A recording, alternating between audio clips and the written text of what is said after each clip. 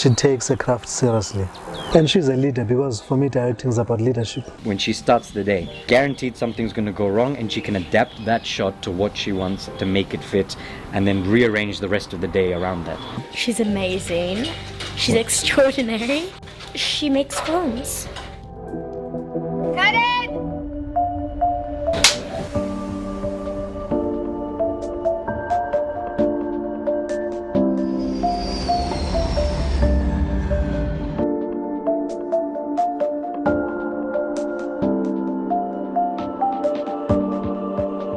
As a female director, I think in South Africa there are very few female directors who've directed as many films, feature films, as I have. I think it's unusual there for women to be able to direct more than one film. 2 years ago I had 2 feature films in cinema at the same time. So that was kind of extraordinary. I don't know many directors that have ever had that. I think because I come from a documentary background, it's that crossover between documentary and fiction film.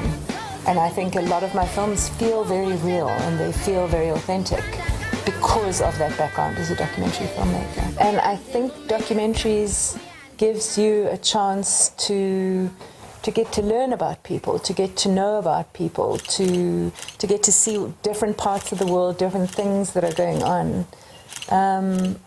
People are really fascinating.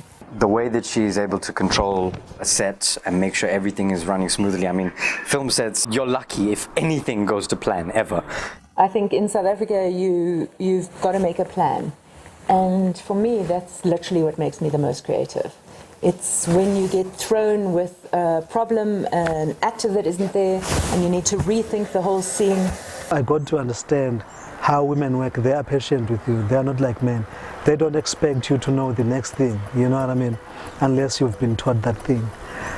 They're able to see the big picture a lot earlier. And male directors, they're just straight and to the point.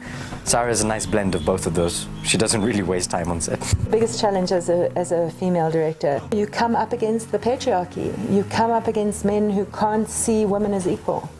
You know, there's so many times, even though I'm the director, I'm in a situation with, say, for example, a male producer, and the person we're talking to will literally turn and talk to the man as if I can't possibly understand what a contract is. My worst moment in this industry was absolutely when I had shot a documentary on Sam Nujoma in Namibia, and it was a documentary about his homophobia. It was actually, I remember, because we called it He's My President, but it was about the gay people in Namibia who literally, he was saying things like they're animals, they need to be killed, they should be kicked out of Namibia. And we made a documentary about that. But at the time, when I went to film the documentary, I told him it was a documentary about Namibia and Namibia's history. And so he was incredibly open. I mean, he invited me to his farm, he let me film with him, he acted, gave me a huge amount of time. And then the documentary came on television, and he was absolutely furious. He was so furious that he called the head of current affairs and television at the SABC for a meeting with the Namibian president to get a whole dressing down and to insist that I get fired immediately.